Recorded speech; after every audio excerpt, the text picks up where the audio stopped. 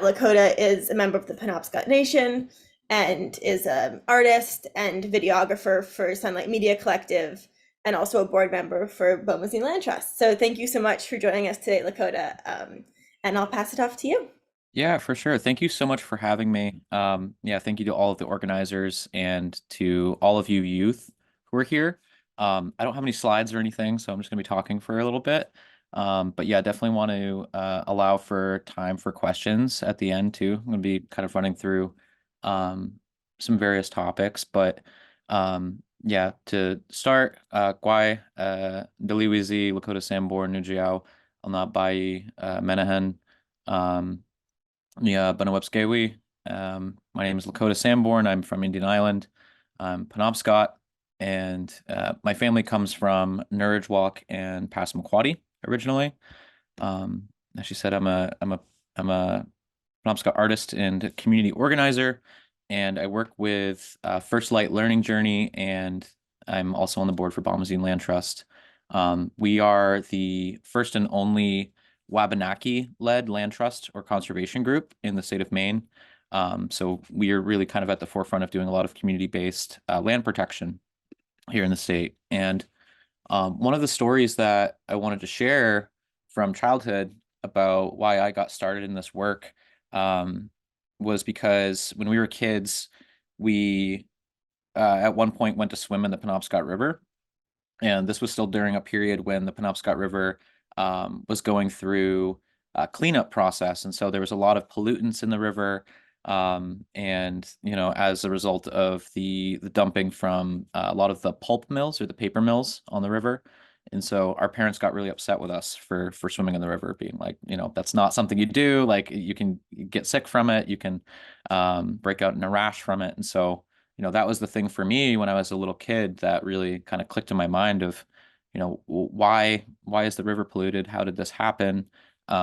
Why would industry do that? Like, why would business do that, right? And so that's kind of what got me in my start when I was a little kid to begin on this work. And so to touch on a little bit of the work that I do, as I said, I work with this group called First Light Learning Journey. And basically what we do is we've been working for the past several years to build connections between Wabanaki community members and youth and elders with folks who are doing conservation-based work and land trust work in the state of Maine. And right now there's around 60 or so land trust groups and conservation groups that have been meeting with Wabanaki community members. And the goal of that project has been to recenter Wabanaki perspectives on land stewardship. It's been to relearn our histories and our shared stories together. And it's been to return land and land access to the Wabanaki community and tribes. And in the past several years through that work, we've seen thousands of acres that have been returned to the Wabanaki tribes, and there's a lot more on the horizon for the coming years to continue to expand Wabanaki land access and water access and stewardship. And part of the work too, we work to establish a fund. It's in excess of a little over $1 million to allow for programming on lands that are returned to the communities. So a lot of that looks like traditional land-based practices and youth learning from elders and community knowledge keepers. And off from that, the work that I do with Bomazeen Land Trust, to speak a little bit about that, we formed in 2020, and it was started by young Abenaki and Penobscot women from my community. And I joined the organization just before we became official, and I'm the only male presenting person in the org. And we've been doing a lot of work the past several years to rematriate lands, and so that means to have lands returned to us as a community. And we've been working in collaboration with a lot of different organizations, a lot of different conservation groups or land-based groups, primarily within the First Light group that I talked about earlier. And we're seeking to expand land access, not just for Wabanaki community members, but also for community members from all racialized backgrounds, right? And so, we at Bomazeen understand that land access isn't only an issue for Wabanaki peoples, it's also a huge issue for Black folks and people of color and immigrants, people from a lot of different communities, and who are experiencing the impacts of things like white supremacy, or the impacts of colonialism and capitalism more broadly. And so, our work focuses on a few different areas. We really center the importance of cultural transmission and traditional education within the lands. So we've worked to reestablish a lot of ceremonial practices in the lands. We've brought a lot of elders and cultural spiritual leaders from the community to teach traditional skill sets to youth, and to teach people more broadly in the community, to ensure that our culture and our science-based practices as well are able to be maintained in the future. And another branch of the work that we do is around food and food sovereignty, where we grow back in the height of the COVID epidemic back in 2020. We really sought to fill a gap that existed in our community, where the Wabanaki communities experience a lot of food insecurity and a lot of food related illnesses, as a result of kind of being kept away from our lands, and not really being able to farm in different aspects, or to eat fish because of the pollution of the waterways. And so we at Bomazeen really sought to cultivate healthy foods, traditional foods, and to deliver those to the community during COVID, for free of charge, just doing that to ensure that people had access to clean and healthy foods. And we've kept that up since 2020. And the third area of the work that we do at Bomazeen is centered on the protection of lands and the protection of waters. We have land that was returned to us off of Lemon Stream, which is in the Kennebec River watershed. And we also had a pond area that was returned to us as well. And so we're really focused on doing a lot of river and water health restoration. And part of that work that we do is what's called riparian zone repair.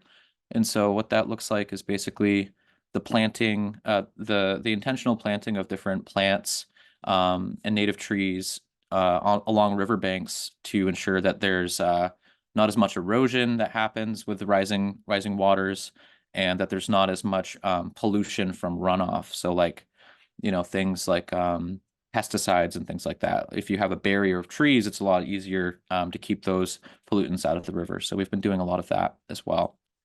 And so to kind of dive a little bit deeper into the history of how we started at Bomazeen, and kind of broadening the scope as well to tie it to some of the things that we're dealing with more regionally, but also globally.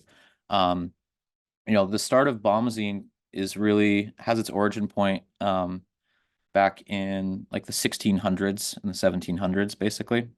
During that period of time, the Wabanaki communities were embroiled in the state of warfare and the state of conflict, right, with a lot of the European colonizers, primarily the British, who came here. And there were, a lot of war. There was a lot of massacres that took place. There was a lot of battles that took place all across Maine. There was dozens of peace treaties that were made and that were signed between the Wabanaki and the English, but all of the treaties ended up getting broken. And they were seeking to continue to encroach on the land, to take the land for themselves. And in 1724, there was a massacre that happened that was carried out by the English on the Kennebec River at Norridgewock, which is located in Norridgewock, Maine, Madison, Maine, for those of you familiar with the area. And as a result of that massacre, the survivors from it, they all fled, right? They went into what's called diaspora, right? They went to different communities seeking refuge, and most went north into Quebec.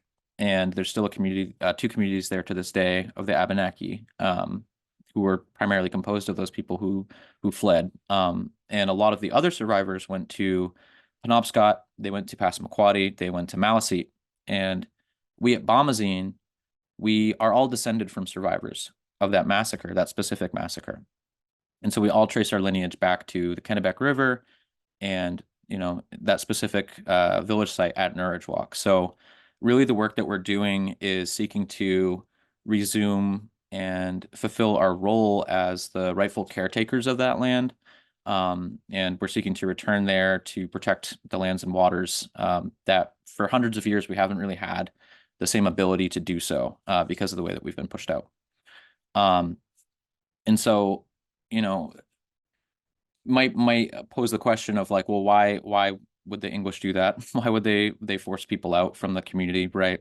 And I promise there's a through line here. The British colonizers of Maine, they committed genocide, they committed warfare against our ancestors, basically to secure control over the lands and the waters, right? And they did that in order to profit, to establish businesses, to develop and to extract the resources from the land, which led to, a lot of the destruction of the environment here in many ways.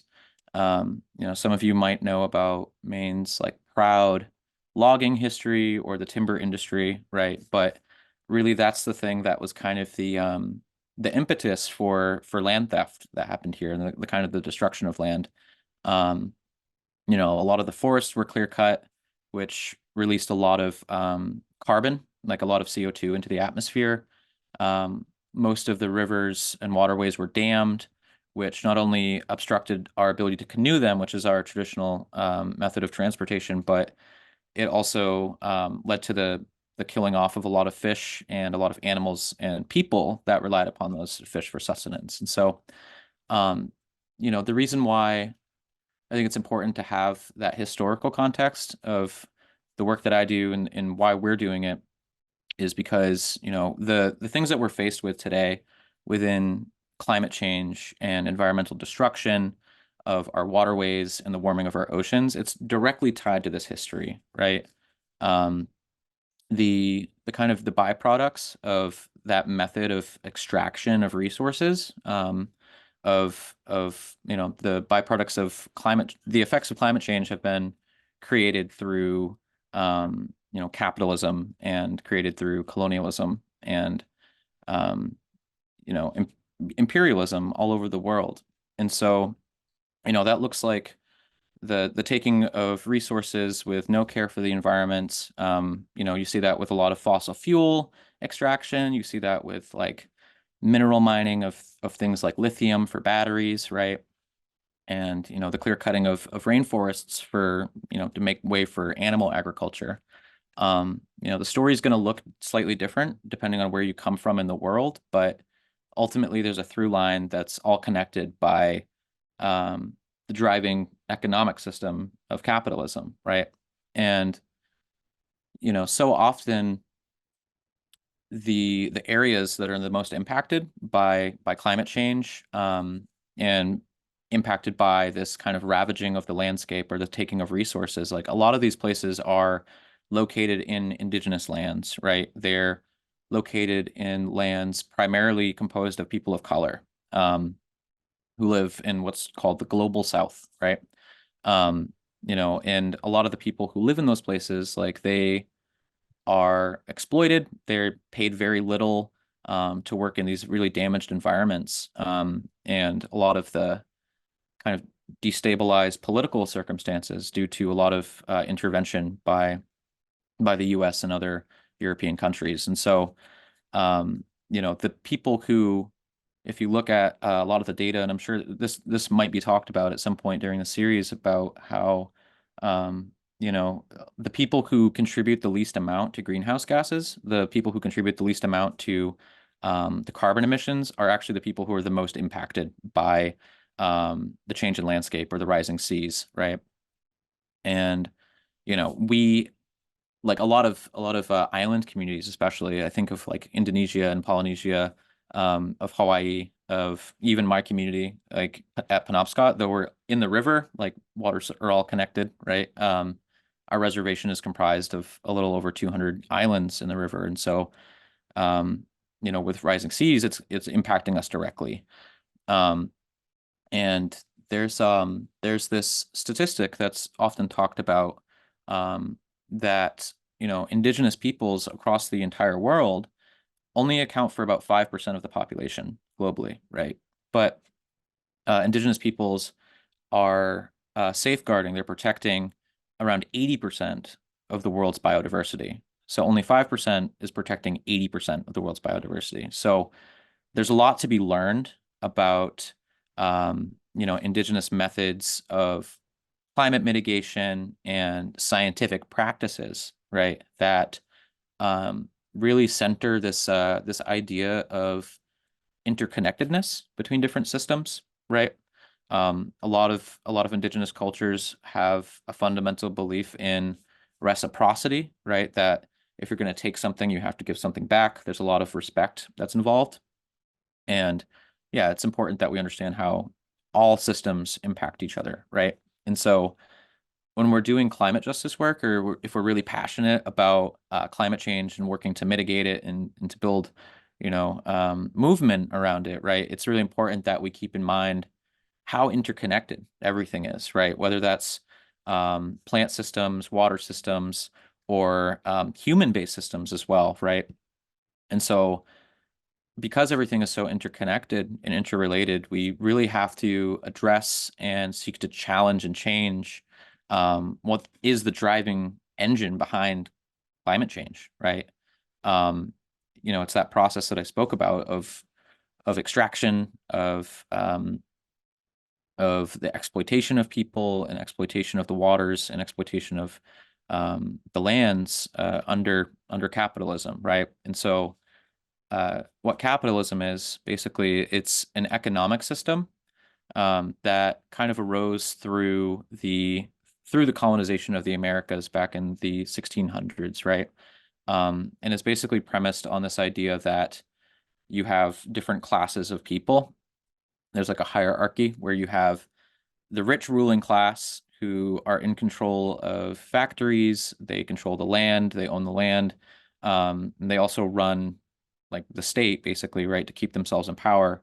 And that class, that rich class, only makes up a very small percentage of the population, yet they generate the majority of the wealth, right, while their workers make very little by comparison. And though that system, like that's the system that we live in, right? Like pretty much globally, that's kind of the system that's been operating for hundreds of years now. But that's the thing, is that it's only been hundreds of years. That might seem like a long time to us, but if you think about how Wabanaki people, at least, have been in our homelands here in Maine for at least the last 12,000 years, right?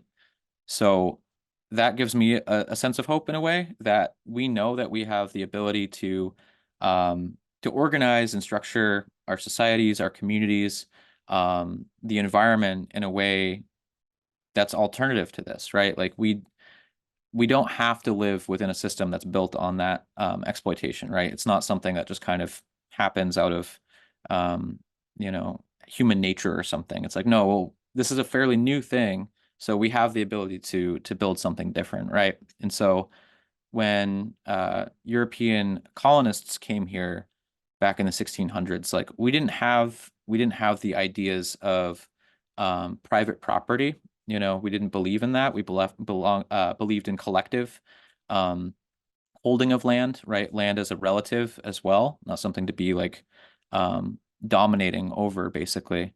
And we respected the environment and understood that, in order to live in harmony with the world outside of us, we had to give as much as we were taking, basically, right? And so within our society too, like we didn't have that division of the rich and the poor, right? Everyone was on the same level, and we all worked together collectively to ensure that everyone had everything that they needed for all of their basic needs, right? And I think it's important that when we're doing climate-based work, that we think about the idea of what I mentioned earlier around like posing alternatives, right? And I know that it'll be talked about a bit during the series as well of some of the actions that can be taken, right? And one thing that I would like to offer is that, there are alternatives and there are futures that we can build together that don't necessarily have to belong within the system that we're in, right? Because it's not something that has been here forever, that means that we are able to move through it, right? And so, um, we can actualize a different society through that, right? And so that also is something that gives me a lot of hope and a lot of optimism, though there's a lot that's going on in the world, obviously, and things can be scary sometimes.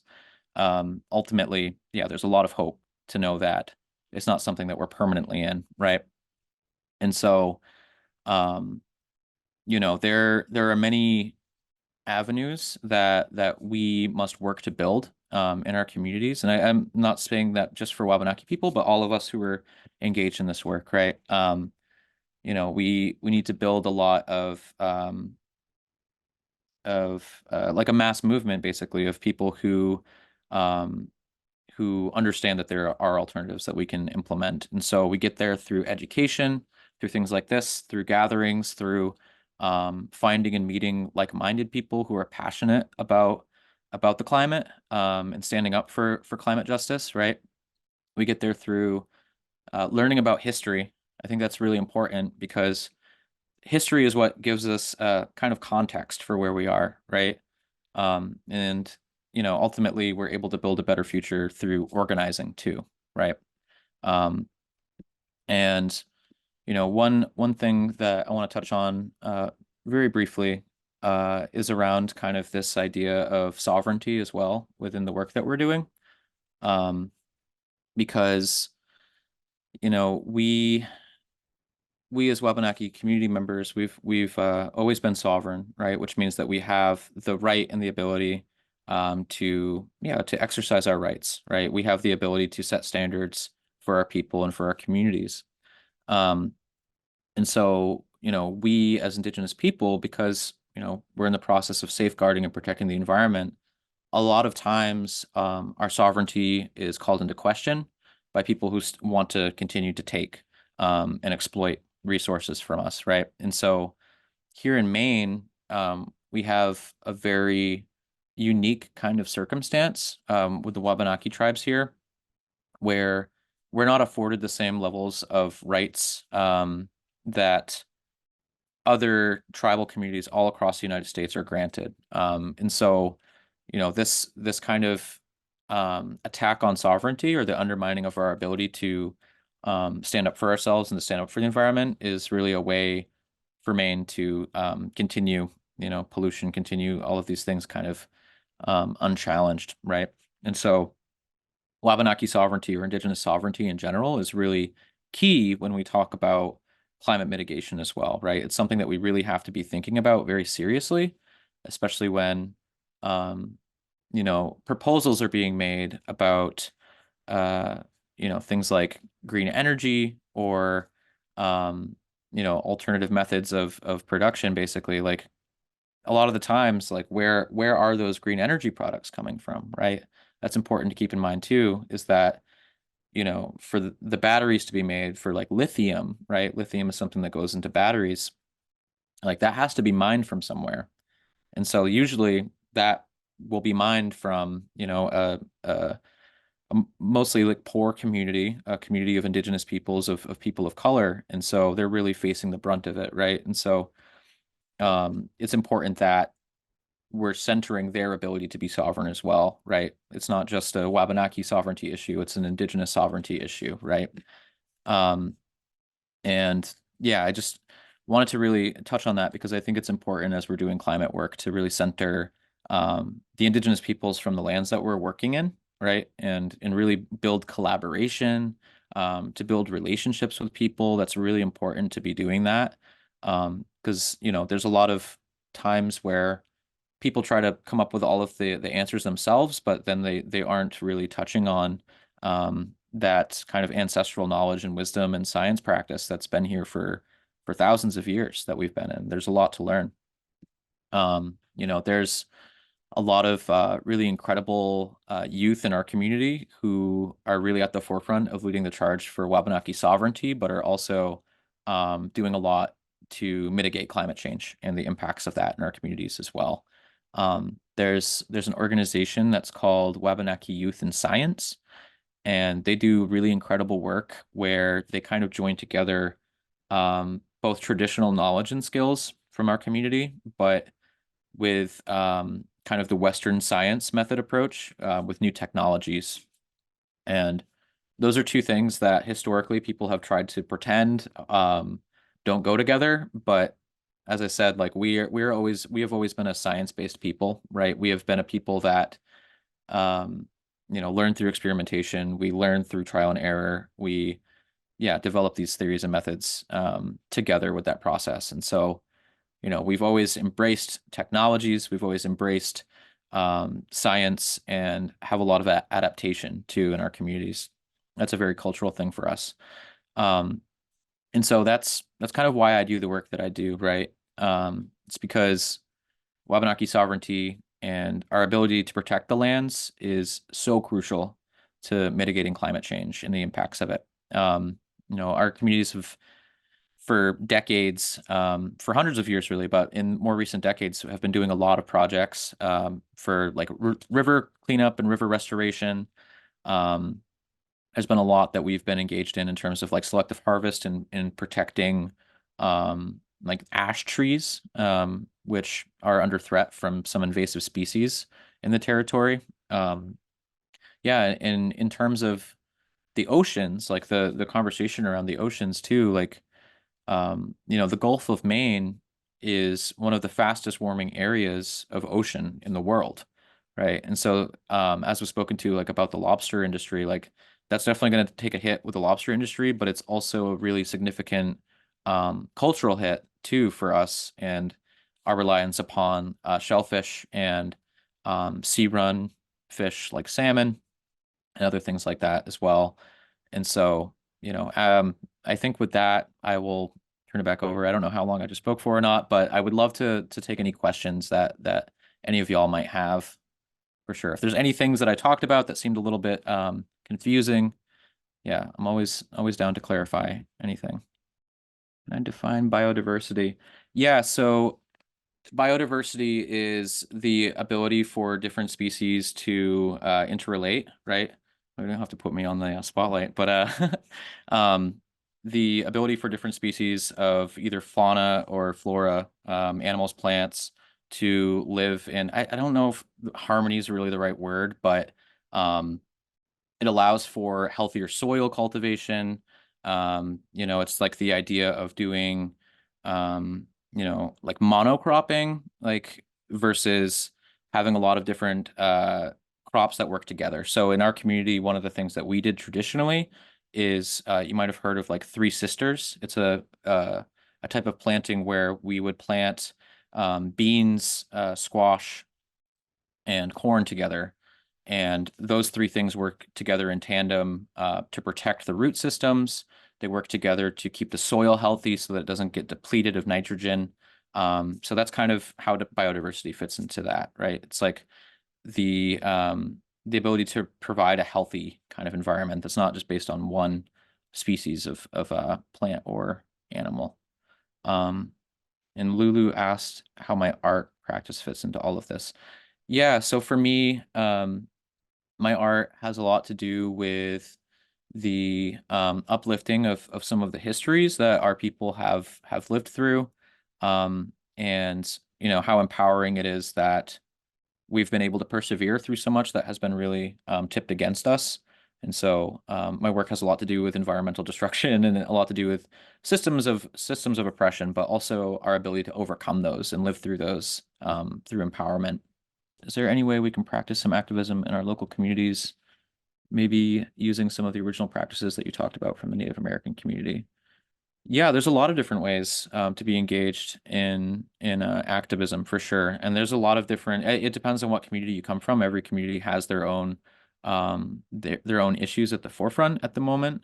I don't know exactly where you come from, but reaching out to organizations like MCAN and Maine Youth for Climate Justice is a good start for sure.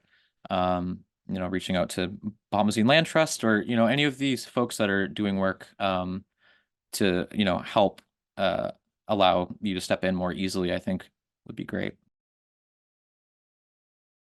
LD 2007 is a bill that's going through the Maine legislature currently, and essentially what it's seeking to do is to restore, in simple terms, to restore a level of sovereignty that we had prior to the year 1980.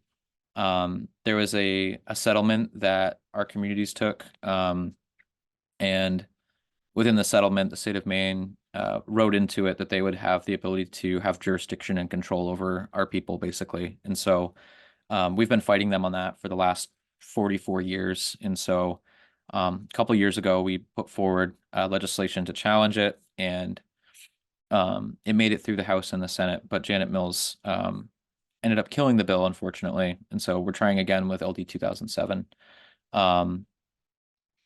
Yeah, and so legislation, there's always like this difference between like reform and the ability to try to work within the systems that we have right now to kind of like lessen the amount of harm that's going on. And then, there's obviously the other approach, which is a little more like revolutionary, which is really seeking to build alternative systems as well. And I think that both of those can interplay. And yeah, like passing the sovereignty bill is something that would directly impact us in a really positive way in the moment right now, right? As we're building power, building movement towards a different future, right? And so at times there are concessions that can be made or compromises that can be made that can help us in the moment, but ultimately true sovereignty would be able to have say over what's happening in our lands in a way that we aren't really able to in the current situation.